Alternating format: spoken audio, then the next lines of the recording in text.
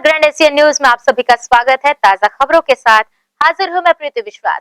बढ़ते हैं बुलेटिन की ओर, पर उससे पहले आए नजर डालें हेडलाइंस पर।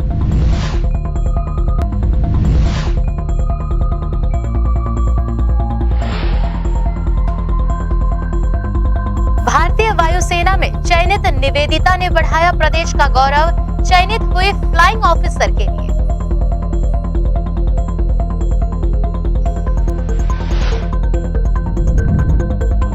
मुख्यमंत्री से शिकायत के बाद विधायक अरुण वोरा ने ली पीडब्ल्यूडी के अधिकारियों की बैठक, गुणवत्ता युक्त कार्य करने के दिए निर्देश।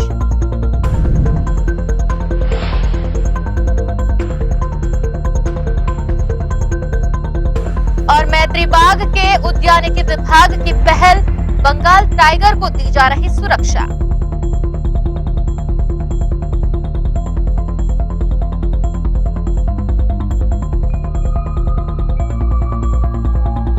खबर विस्तार से। दुर्ग शहर विधायक व निगम महापौर ने एमआईसी सदस्यों के साथ मुख्यमंत्री से मुलाकात कर विकास कार्यों के मांगे 36 करोड़। दुर्ग शहर विधायक अरुण वोरा ने निगम महापौर धीरज बाकलीवाल व एमआईसी सदस्यों के साथ प्रदेश के मुख्यमंत्री भूपेश बघेल से सौजन्य मुलाकात की। इस दौरान उन्होंने शहर में चल रहे विभिन्न विकास कार्यों की वर्तमान स्थिति से प्रदेश के मुख्यमंत्री को अवगत कराया और निगम क्षेत्र के वार्डों में आंतरिक विकास के लिए कुल 36 करोड़ रुपए की राशि की मांग भी की, जिसमें निगम के स्वयं के भवन के लिए 10 करोड़ की राशि की भी मांग की गई, जिस पर प्रदेश के मुख्यमंत्री भूपेश बघेल ने मांगों को गंभीरता से सुनते हुए शहर विधायक अरुण वोरा को आश्वस्त करते हुए कहा कि जनता की किसी भी मांग को अनदेखा नहीं किया जाएगा। उन्होंने प्रशासनिक स्तर पर प्रस्ताव बनाकर भेजने का आश्वासन भी दिया। ग्रैंड एशियन न्यूज के लिए दुर्ग से नसीम फारूकी की रिपोर्ट। वहीं विकास कार्यों में हो रही लेट लतीफी की मुख्यमंत्री से शिकायत के बाद वोरा ने पीडब्ल्यूडी अफसरों की ली क्लास। बैठक में जवाब तलब करने के बाद जीई रोड के कार्यों का लिया जायजा। लगभग 64 करोड़ की लागत से जीई रोड के उन्नयन और सौंदर्यीकरण का कार्य में लेट लतीफी की शिकायत मुख्यमंत्री से करने के बाद वरिष्ठ कांग्रेस विधायक अरुण वोरा ने पीडब्ल्यूडी अफसरों समेत ठेका लेने वाली कंस्ट्रक्शन कंपनी को तलब किया। वोरा ने 2 घंटे तक पीडब्ल्यूडी अफसरों के साथ बैठक के अलावा भ्रमण करते हुए कार्य की प्रगति का भी जायजा लिया। वोरा ने साफ कहा कि जीई रोड का काम पूर्ण होने तक निर्माण कार्य बंद नहीं होना चाहिए। तीव्र गति से सभी काम पूरे किए जाने की बातें उन्होंने कही। साथ ही निर्माण कार्यों में किसी भी तरह की लापरवाही नहीं होने के निर्देश दिए। वहीं वोरा ने फिल्टर प्लांट के सामने गार्डन का निर्माण भी तत्काल शुरू करने के निर्देश दिए। वोरा ने पीडब्ल्यूडी अफसरों से सवाल किया कि इतनी महत्वपूर्ण योजना का क्रियान्वयन करते समय नगर निगम और विद्युत कंपनी के समन्वय के बिना कैसे किया जा रहा है। बैठक में चर्चा के दौरान पता चला कि कई स्थानों पर नगर निगम की पाइपलाइन के ऊपर पीडब्ल्यूडी द्वारा ड्रेनेज सिस्टम बनाया जा रहा है। वोरा ने इस पर सख्त नाराजगी जताते हुए कहा, पाइपलाइन जीई रोड के ऊपर कैसे बनाया जा सकता है। पूर्व में पीलिया और डायरिया से कई लोगों की मौत के बाद नालियों से होकर जाने वाली पाइपलाइन को हटाया गया था। अब पाइपलाइन के ऊपर से ड्रेनेज सिस्टम विकसित करने से वही परिस्थितियां निर्मित होगी, जिससे शहर में संक्रामक बीमारियां फैल सकती है। वोरा ने ये भी कहा कि नगर निगम और पीडब्ल्यूडी के अफसरों की संयुक्त बैठक आयोजित कर पूरी प्लानिंग ली जाएगी ताकि समन्वय के साथ काम पूरा किया जा सके। वोरा ने पोल शिफ्टिंग के काम को प्राथमिकता देते हुए कहा कि जीई रोड के सौंदर्यीकरण कार्य में किसी भी तरह की रुकावट ना आ सके। बाद में वोरा ने फिल्टर प्लांट के सामने प्रस्तावित गार्डन का निरीक्षण किया। जिला सहकारी बैंक के सामने पीडब्ल्यूडी के ठेकेदार द्वारा फोड़ी गई पाइपलाइन का निरीक्षण उन्होंने किया। वोरा ने चर्च के सामने हो रहे निर्माण कार्यों में तेजी लाने कहा। इस संबंध में न्यूज टीम को शहर विधायक अरुण वोरा ने अपनी प्रतिक्रिया दी। सरकार आने के बाद माननीय मुख्यमंत्री जी के माध्यम से हमने दुर्ग शहर के नेहरू नगर से लेकर मिनी माता तक सड़क का चौड़ीकरण और सौंदर्यीकरण के लिए लगभग 64 करोड़ रुपए की राशि स्वीकृत करवाई थी और यह काम प्रारंभ भी हो गया था। शुरुआत में तो काफ़ी तेज़ी से चला, उसके बाद इसकी रफ्तार में धीमी हुई। रफ्तार धीमी होने के कारण लोगों को परेशानियां बढ़ी, क्योंकि जैसे इसमें डिवाइडर बना, लाइट नहीं लगी है। अभी तक लाइट लग जा रही थी 1 साल में, दुर्घटनाएं बढ़ने लगी, लोगों को आवागमन में परेशानी होने लगी। हमने इस मामले को लगातार उठाया और कल ही माननीय मुख्यमंत्री जी से हमने निवेदन किया कि आप निर्देशित करें कि दुर्ग का ये बहुत मुख्य मार्ग है और आपके निर्देश पर ही यहाँ पर काम चालू हुआ है, तो यह कार्य समयावधि में पूर्ण होना चाहिए, इसकी रफ्तार बढ़ाई जानी चाहिए। तो आज उसी का परिणाम है, आज हम पूरे अधिकारियों के साथ यहाँ आए हैं और साथ ही नगर निगम के अधिकारी और लोक निर्माण के अधिकारी आपस में सामंजस्य करके इस कार्य को करते हैं, तो ये कार्य और तेज़ी से होगा। इस बात के लिए भी हमने आज अधिकारियों की बैठक में निर्देशित किया। पाइप लाइन है, नाली निर्माण हो रहा है, पाइप लाइन सामने आ रही है, तो उसको नगर निगम उस पर ध्यान दें और जो यहाँ सौंदर्यीकरण करना है, सौंदर्यीकरण का स्थल भी बताया और जो नक्शा बना था, जिस नक्शे के आधार पर यह इसको अप्रूवल मिला था, उसके आधार पर ही इसका सौंदर्यीकरण किया जाए, इस बात का निर्देश मैंने आज अधिकारियों को दिया है। कि गांधी आवागमन में परेशानी हो रही है, तो इसकी जो दीवार है, इस दीवार का थोड़ा सा साइड से करके इसकी चौड़ीकरण किया जाए। ग्रैंड एशियन न्यूज के लिए दुर्ग से नसीम फारूकी की रिपोर्ट। नेहरू नगर स्थित सियान सदन में बूस्टर डोज लगवाने आए बुजुर्गों को लंबे वक्त तक स्वास्थ्य कर्मियों के इंतजार में परेशान होना पड़ा। इस दौरान इन्हें किसी भी तरह की जानकारी निगम कर्मचारियों द्वारा उपलब्ध नहीं कराई गई। केवल डोज लगने का आश्वासन मिलते रहने से कई बुजुर्ग अपने घर लौट गए। कोरोना के साथ ही ओमिक्रॉन के संक्रमण से लोगों विशेषकर बुजुर्गों को सुरक्षित रखने बूस्टर डोज लगाए जा रहे हैं। नेहरू नगर स्थित सियान सदन में बूस्टर डोज लगाने लापरवाही देखने को मिली। यहाँ बड़ी संख्या में बूस्टर डोज लगाने सुबह 10 बजे से ही बुजुर्ग एकत्र हो गए थे, लेकिन 12 बजे तक बुजुर्गों को डोज लगाने के बाबत कोई सूचना नहीं मिली और न ही स्वास्थ्य कर्मचारी 12 बजे तक सियान सदन पहुँचे, जिससे निराश होकर कई बुजुर्ग अपने घरों को लौट गए। जबकि निगम के नेहरू नगर जोन कार्यालय द्वारा इन्हें सियान सदन में बूस्टर डोज लगाए जाने की जानकारी दी गई थी।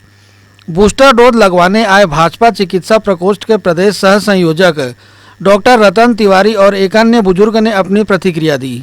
हम लोग यहाँ कितने 10:30 डेढ़ घंटे से ऊपर हो गया बैठे हैं, कोई माई बाप नहीं, कोई कुछ पूछने वाला नहीं, कुछ नहीं। और अगर कुछ हो गया बैठे बैठे पेशेंट रहते हैं ना भाई, बुजुर्ग लोग का कोई किसी ठिकाना नहीं है, 2-2 घंटे बैठ रहे। वो कहते हैं कि दुर्ग से पार्टी आ रही है, अब कब आ रही है पार्टी किसी पता ही नहीं। देखिए ऐसा है कि नगर निगम ऑफिस से सूचना आई थी, वहाँ पर जाके पता किया था, तो उन्होंने कहा कि सियान सदन में लग रहा है बूस्टर डोज बुजुर्गों को और वो 11 बजे से इसका समय है। मैं स्वयं भी यहाँ पर आकर बूस्टर डोज का वैक्सीन लगाने के लिए बैठा हूँ। 10:30 बजे मैं आ गया था और यहाँ पर मैंने देखा कि बहुत सारे बुजुर्ग बैठे हुए हैं और कुछ तो इतने भी बुजुर्ग हैं कि चलने में भी उनको तकलीफ़ थी, कार से उतरकर यहाँ पर आने में भी परेशानी हो रही थी। किंतु जो केंद्र सरकार द्वारा चलाए गए प्रोग्राम को आगे सफल बनाने के लिए वो सब अपने अपने समय पे जैसे जैसे सूचना के आधार पर यहाँ पहुँच गए। किंतु यहाँ की जो व्यवस्था है वो तो मुझे तो बड़ी शर्म महसूस हो रही है कि इसका यहाँ पर कोई इंतजाम ही नहीं है। ये बताया गया था कि 11 बजे से लगेगा बूस्टर डोज, 11:30 बजे तक रादर और 11:15 बजे तक किसी प्रकार की कोई इन्फॉर्मेशन नहीं थी कि आगे का वैक्सीनेशन का क्या प्रोग्राम होगा। अचानक 11:15 बजे एक सज्जन आते हैं और वो बोलते हैं कि ये वहाँ से नगर निगम ऑफिस से सीएमओ ऑफिस से एक शेड्यूल जो है वो कैंसिल हो गया है, अब हम रिक्वेस्ट कर रहे हैं वो दोबारा आएंगे पार्टी। हमने पूछा कि कब आएंगे वैक्सीनेशन के लिए पार्टी आपकी, उनका क्या कि नहीं भाई अभी इसके समय का हम कुछ नहीं बोल सकते, कब आएगा क्या आएगा। और अभी आज ठीक 12 बज चुके हैं और यहाँ पर जो है बुज़ुर्ग जो आए हुए थे वो बेचारे परेशान हो गए, धीरे धीरे करके बड़ी मुश्किल से वापस भी चले गए हैं। अभी आप देखिए कि अभी कितनी कम कुर्सियाँ बची हैं और 11:30 बजे के आसपास जो है वो ऑलमोस्ट फुल था, लोग खड़े भी हुए थे। तो इस तरह की व्यवस्था जो है वो निगम द्वारा और जो राज्य सरकार द्वारा जो की जा रही है, जो इसमें ढिलाई बरती जा रही है, तो मैं समझता हूँ कि ये उचित नहीं है। और जो बुज़ुर्गों का जो ये यहाँ पर जो मैं तो मानूंगा कि एक तरीके का अपमान है उनको बुला के और कोई सूचना ना देना, तो ये तो हरासमेंट भी है बुज़ुर्गों का। और हम ये उम्मीद करते हैं कि ऐसा होना नहीं चाहिए और ये एक हमारे स्वयं के भी मान सम्मान की बात है। और ये जो व्यवस्था है इसको शीघ्रता से कि इसमें सुधार होना चाहिए। बहरहाल नगर निगम प्रशासन द्वारा सभी आयु वर्ग के लोगों को वैक्सीन लगवाने सहित बूस्टर डोज को लेकर लगातार अभियान चलाया जा रहा है, लेकिन इस तरह की लापरवाही कहीं न कहीं निगम अधिकारियों की कार्यप्रणाली पर सवाल खड़ा करती है। ग्रैंड एशियन न्यूज के लिए संजय दुबे। इसके साथ ही यहाँ रुक रहे हैं एक छोटे से ब्रेक के लिए। ताजा खबरें लगातार जारी हैं ब्रेक के उस पार।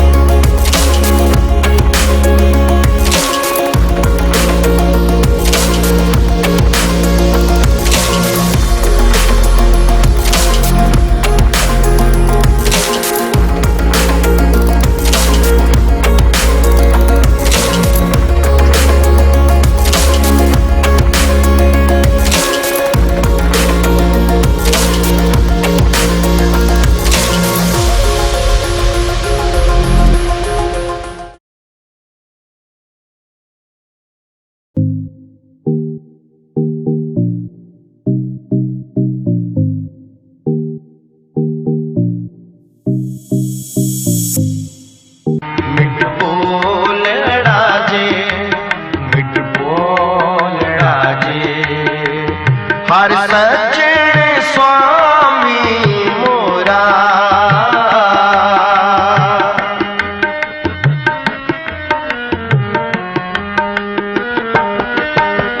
हर सज्जन स्वामी मोरा मोरा मिठ बोल राजे।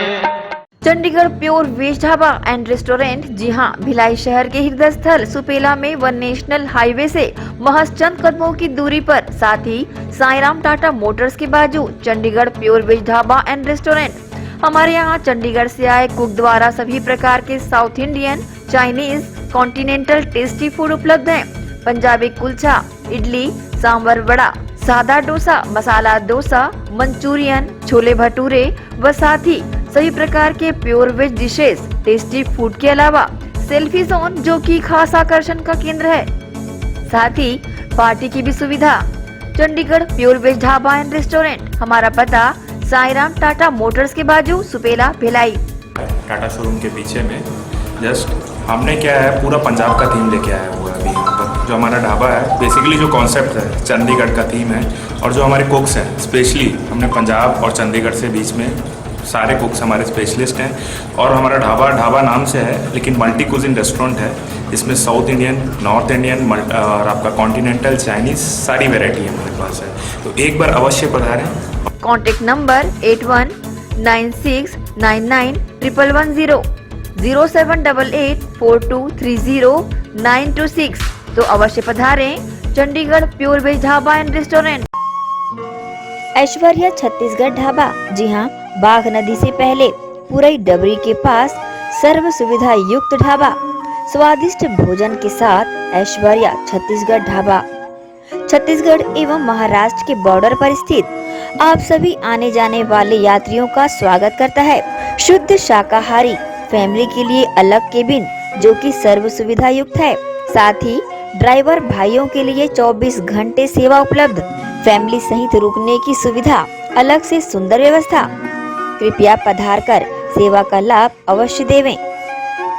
ऐश्वर्या छत्तीसगढ़ ढाबा, निवेदक पृथ्वी सिंह, ढाबा संचालक।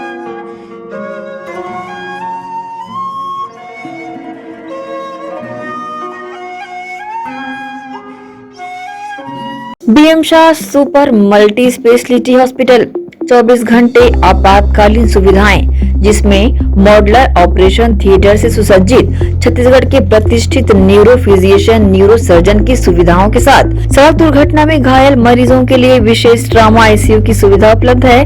हॉस्पिटल में हृदय रोग विशेषज्ञों की टीम के साथ एडवांस कैथ लैब की सुविधाएं, साथ ही जिसमें एंजियोग्राफी, एंजियोप्लास्टी, पेसमेकर की सुविधा उपलब्ध है। हॉस्पिटल में medical ICU, surgical ICU, NICU, burn unit के साथ डायलिसिस की सुविधा 24 घंटे उपलब्ध है। हॉस्पिटल के सभी वार्ड एयर कंडीशनर होने के बावजूद सबसे किफायती दरों में उपलब्ध। General ward, private room, deluxe room, super deluxe room की सुविधाएं उपलब्ध है। हॉस्पिटल में गायनिक डॉक्टर्स की एक्सपर्ट टीम नॉर्मल डिलीवरी एवं सिजेरियन के लिए सुविधा 24 घंटे उपलब्ध है। साथ ही साथ महिला एवं बच्चों के लिए अलग अलग वार्ड की सुविधा उपलब्ध है। हॉस्पिटल में सभी प्रकार की जांच जैसे MRI, CT scan, sonography, 2D echo, ECG, EEG, endoscopy, x ray, खून एवं पेशाब की जांच की सुविधा बेहद किफायती दरों में उपलब्ध है। हमारा पता BM Shah multi speciality hospital and research centre, Shastri Nagar, Supela, Bhilai, Chhattisgarh. Phone number 7773077711 77307722।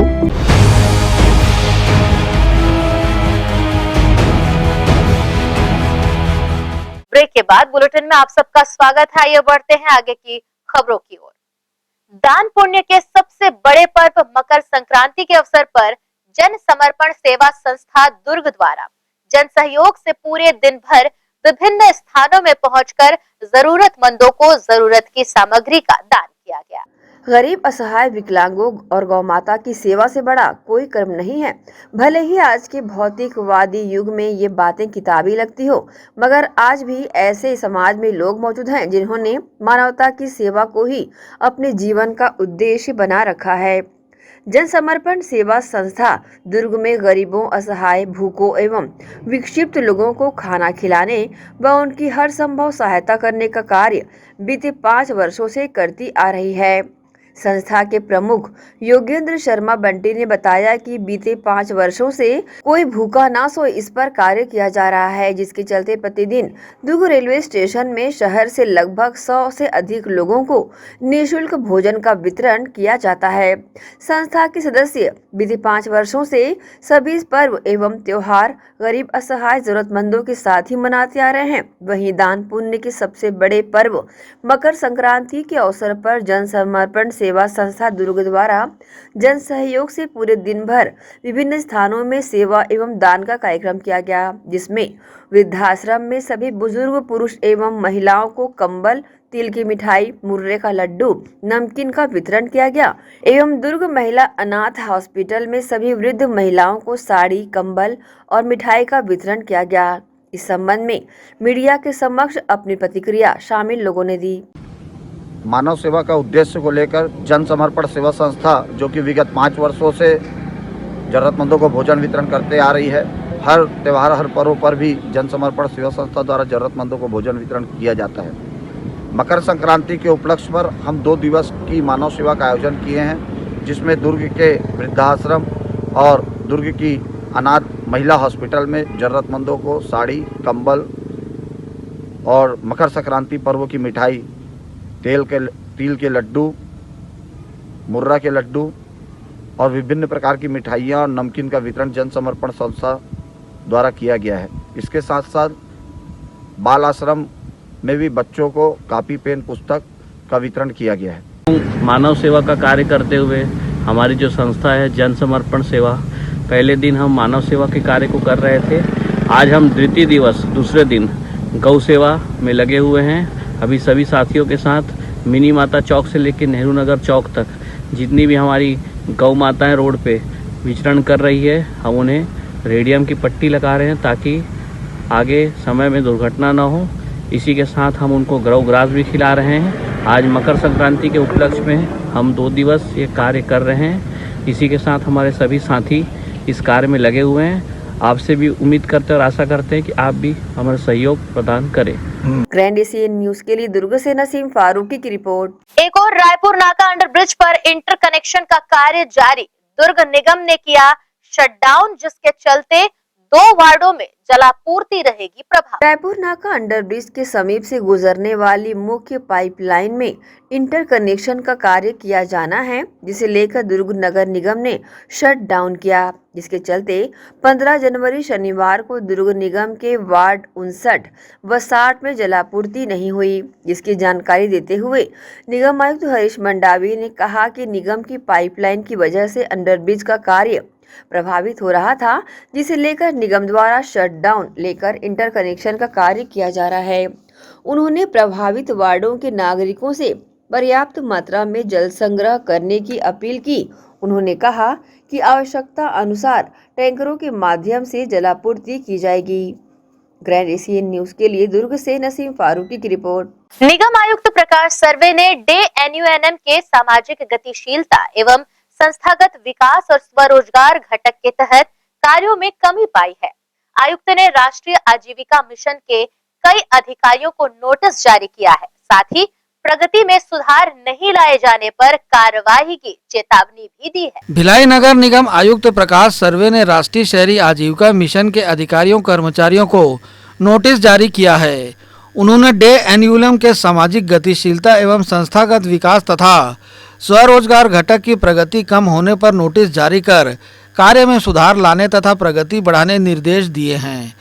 Nodal अधिकारी एवं नगर निगम उपायुक्त सुनील अग्रहरी ने बताया कि निगम आयुक्त ने दीनदयाल अंत्योदय योजना मिशन के स्वरोजगार कार्यक्रम घटक, सामाजिक गतिशीलता एवं संस्थागत घटक विकास की प्रगति देखी और प्रगति कम होने पर सहायक परियोजना अधिकारी फणींद्र बोस, मिशन मैनेजर एकता शर्मा, नलिनी तनेजा, अमन पाटले, शिवा रॉबर्ट एवं CO SS रिजवी को नोटिस जारी किया है।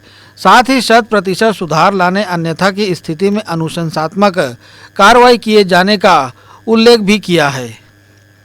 ग्रैंड एशियन न्यूज के लिए संजय दुबे। इसी के साथ यहाँ वक्त हो चला है एक और छोटे से ब्रेक का। लगातार खबरें जारी है ग्रैंड एशियन न्यूज पर।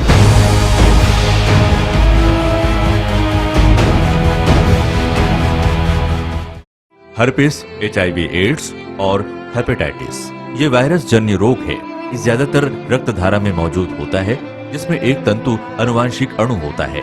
हर्पिस मुख्यतः 3 प्रकार के होते हैं: herpes simplex, herpes genitalis, herpes zoster. Herpes simplex और हर्पिस जेंटिलियस ये स्त्री और पुरुषों के गुप्तांगों में होता है। ये पुरुष के गुप्तांगों में दाने, छाले, जलन, लाल होना, खुजली के रूप में, इंद्रियों को ढकने वाली चमड़ी का क्रेक होना, फटना, लगातार बुखार, मुंह में छाले होना, शरीर कमजोर होना के रूप में होता है। हर्पिस जोस्टर शरीर में पानी भरे खपोले की तरह जो दर्द, जलन, चमचमाहट, खिंचाव के साथ उभरते हैं। इससे शरीर का कोई भी अंग निष्क्रिय हो सकता है। कोई भी एंटीबायोटिक, गोली या मलहम इस रोग को दबा देता है, जिससे इस रोग के समाप्त होने का एहसास होता है, परंतु वो सिर्फ धोखा है। इस बीमारी का इलाज वायरो रिसर्च एवं स्किन केयर क्लिनिक द्वारा तैयार किए गए विशेष आयुर्वेदिक रस रसायन द्वारा संभव है। संपर्क करें doctor HC Agarwal, doctor VK Agarwal, viro research एवं skin care clinic, Swaroop talkies के सामने, स्टेशन रोड, दुर्ग। मैं जब अपने बालों को कोम करती थी तो मेरे काफ़ी ज़्यादा बाल कोम्बिंग से टूट जाते थे और सीजनल चेंजेस की वजह से डैंड्रफ भी होता था। फैमिली में भी कुछ लोगों को ये प्रॉब्लम थी। तब मुझे मेरी फ्रेंड ने वास्तुगुरुजी हेयर ऑयल सजेस्ट किया, जिसके सिर्फ 2 यूजेस बाद ही मुझे ऐसा लगा जैसे मेरी स्कैल्प क्लीन महसूस हो रही है, और सिर्फ 4 वॉशेस बाद ही मेरी हेयर फॉल और डैंड्रफ की प्रॉब्लम ऑलमोस्ट जड़ से खत्म हो गई। और इस ऑयल की सबसे अच्छी बात यह है कि ये होममेड है, और उससे भी अच्छी बात यह है कि ये वर्क करता है।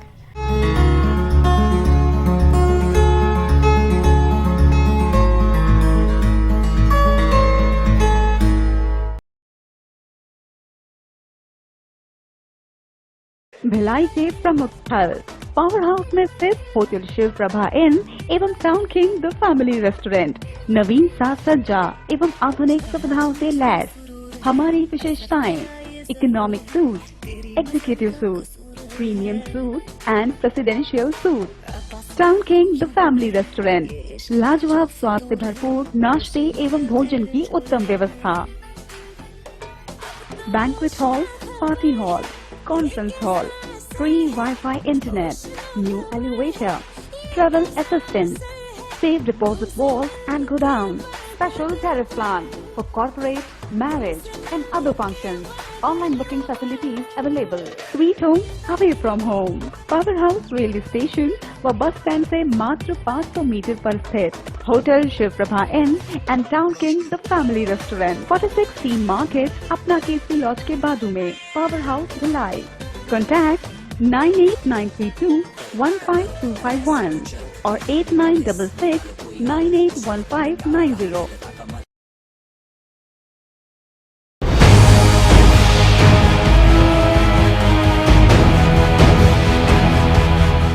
ब्रेक के बाद बुलेटिन में आप सबका एक बार फिर से स्वागत है.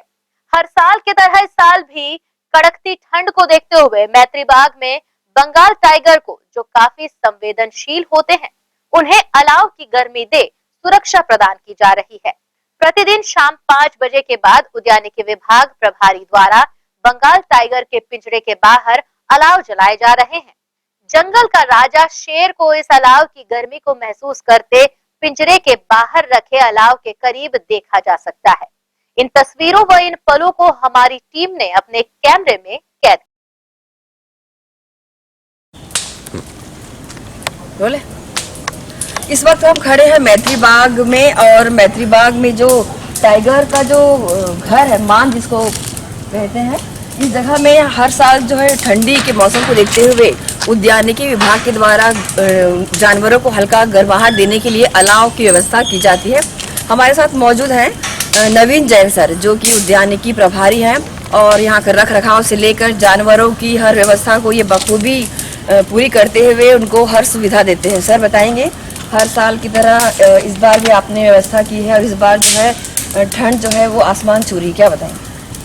पिछले कुछ दिनों से काफ़ी ठंड बढ़ गई है और ख़ासकर जो टाइगर होते हैं वो ठंड के लिए बहुत संवेदनशील होते हैं. मैत्री बाग प्रबंधन ने विशेषकर टाइगरों के लिए अलाव और सिगड़ी जलाया है और जो शाम को 5 बजे जला दिया जाता है, जो रात भर जलती है. और इसके अलावा जो है हम टाइगर के अलावा जो भालू में अंडे और शहद दिया जा रहा है और जो हमारा अजगर है उसके केज में पैरा डाला गया है जिससे वो ठंड से बचाव हो सके. जैसे कि आपने बब्बर शेर हुआ या टाइगर हुआ और अन्य जानवरों का बताया है, और भी जो जानवर है जैसे हिरण अभी वहाँ पर हम देख रहे हैं और भी छोटे जानवर हैं, उनके लिए गर्माहट के लिए क्या अवस्था है? जनरली टाइगर ही ठंड के लिए बहुत संवेदनशील होते हैं और दूसरे जानवरों के लिए पूरा शेड बना है. रात को शेड में आराम से बैठते हैं और व्यवस्था की गई है. जैसे कोरोना काल में अभी मैत्री बाग को प्रतिबंधित कर दिया गया है पर्यटकों के लिए, या पर्यटकों का आना जाना लगा हुआ है, क्या उनको इसकी कमी खलती या वो इसके प्रति अपनी उत्सुकता दिखाते हैं कि मैत्री बाग आए, या क्यों बंद है ऐसा? मैत्री बाग को उच्च प्रबंधन के निर्देशन पर बंद कर दिया गया है क्योंकि कोविड का भी केस काफ़ी बढ़ गए हैं राज्य में. लेकिन जितने भी हम देख रहे हैं कुछ दिनों से जब से बंद है, काफ़ी पर्यटक आ रहे हैं, काफ़ी रिक्वेस्ट कर रहे हैं कि हमें मैत्री बाग विजिट करने ले जाए, क्योंकि हमें जानवरों के साथ साथ पर्यटकों की सुरक्षा का कोविड से बचाव करना है. तो हम उनको मायूस होना पड़ रहा है क्योंकि मैत्री बाग उनका प्रबंधन उनको अलाउ नहीं कर रहा है अंदर आने के लिए. और जब भी जैसी कोविड से धीरे धीरे वैक्सीनेशन के बाद वो कमी होगी, हम मैत्री बाग प्रबंधन इसको खोल लेगा. कोरोना काल में जानवरों की देखरेख किस तरह की जा रही है? खासकर जानवरों को में जो हमारे जो कर्मचारी हैं उनको तो सबको 2 टीकाकरण हो गया है और साथ साथ में उनको बोला जाता है कि जब भी इंक्लूजर में जाएंगे तो पूरा सैनिटाइज होके जाएंगे, मुंह में मास्क लगा के जाएंगे, हाथ को सैनिटाइज करें, पैर को हाइपोक्लोराइड में डुबा के इंक्लूजर के अंदर जाएं, ये व्यवस्था की गई है. सर बहुत बहुत धन्यवाद इतनी जानकारी देने के लिए. तो हम आपको दिखाना चाहेंगे कि मैत्री बाग का ये टाइगर का केबिन है और मैत्री बाग के द्वारा यहाँ पर पूरी व्यवस्था की गई है. हर साल यहाँ पर ऐसी व्यवस्था की जाती है शेरों को गर्माहट देने और इनके खान पान के अलावा और भी स्वच्छता रखने के लिए. दुर्ग की बेटी निवेदिता शर्मा का भारतीय वायुसेना में फ्लाइंग ऑफिसर के लिए हुए चयन पर भारतीय जनता युवा मोर्चा के पदाधिकारियों ने उनके निवास पहुंचकर किया सम्मान. जिला दुर्ग के द्वारा दुर्ग शहर के खंडेलवाल कॉलोनी स्थित निवासरत निवेदिता शर्मा के निवास स्थान पहुंचकर उसका सम्मान किया गया. गौरतलब है कि दुर्ग की बेटी निवेदिता शर्मा का भारतीय वायुसेना में फ्लाइंग ऑफिसर के लिए चयन हुआ है. इस पर भारतीय जनता युवा मोर्चा के पदाधिकारियों ने उसके निवास स्थान पहुंचकर शॉल श्रीफल भेंट कर सम्मान किया. गर्व की बात है कि पूरे मध्य प्रदेश और छत्तीसगढ़ से मात्र एक छात्रा निवेदिता का चयन हुआ है, जो कि अत्यंत गौरवशाली है। भाजयुमो द्वारा निवेदिता शर्मा का सम्मान करते हुए उसकी मेहनत और लगन को याद किया गया, साथ ही उसकी सफलता की सराहना की गई। भारतीय वायुसेना में फ्लाइंग ऑफिसर के पद के लिए दुर्ग की बेटी का चयन होना सबके लिए गौरव की बात बताई। भारतीय जनता युवा मोर्चा द्वारा निवेदिता शर्मा के उज्जवल भविष्य की कामना की गई और उसका सम्मान किया गया। इस अवसर पर बड़ी संख्या में भाजयुमो जिला पदाधिकारी व कार्यकर्ता शामिल रहे। दुर्ग ही नहीं, पूरे छत्तीसगढ़ और मध्य प्रदेश के लिए गर्व की बात है कि दुर्ग की हमारी छोटी बहन निवेदिता शर्मा का सिलेक्शन आज एयरफोर्स में फ्लाइंग ऑफिसर के रूप में हुआ है। निश्चित ही उनके माता पिता और निवेदिता शर्मा ने इसे छत्तीसगढ़ के साथ साथ पूरे मध्य प्रदेश छत्तीसगढ़ का मान बढ़ाया है और निवेदिता के उज्जवल भविष्य के लिए भारतीय जनता युवा मोर्चा कामना करती है और बहुत बहुत बधाई और शुभकामनाएं देती है। मैं निवेदिता शर्मा हूँ, मैं खंडलवाल कॉलोनी में रहती हूँ और मैंने बीकॉम किया है गर्ल्स पाटनकर कॉलेज से। मेरा एयरफोर्स में as an flying officer accounts branch में सिलेक्शन हुआ है। इसके लिए हमें 12th में PCM होना ज़रूरी है विद 60% मार्क्स और हमें ग्रेजुएशन होना ज़रूरी है विद 60% मार्क्स। इसके बाद हमें एक एग्ज़ाम देना होता है air force common admission test FCAT और फिर उसके बाद जब हमारा कट ऑफ निकल जाता है तो हमें 5 डेज इंटरव्यू देना रहता है, फिर मेडिकल होता है 3-4 दिन का। उसके बाद फिर मेरिट लिस्ट आती है। ऑल ओवर इंडिया से ऑलमोस्ट 150 बच्चे सेलेक्ट होते हैं जो 1 साल के लिए अपनी ट्रेनिंग करते हैं एयरफोर्स अकेडमी हैदराबाद में, जिसमें 6 महीने मिलिट्री ट्रेनिंग होती है और 6 महीने अपने ब्रांच की ट्रेनिंग होती है।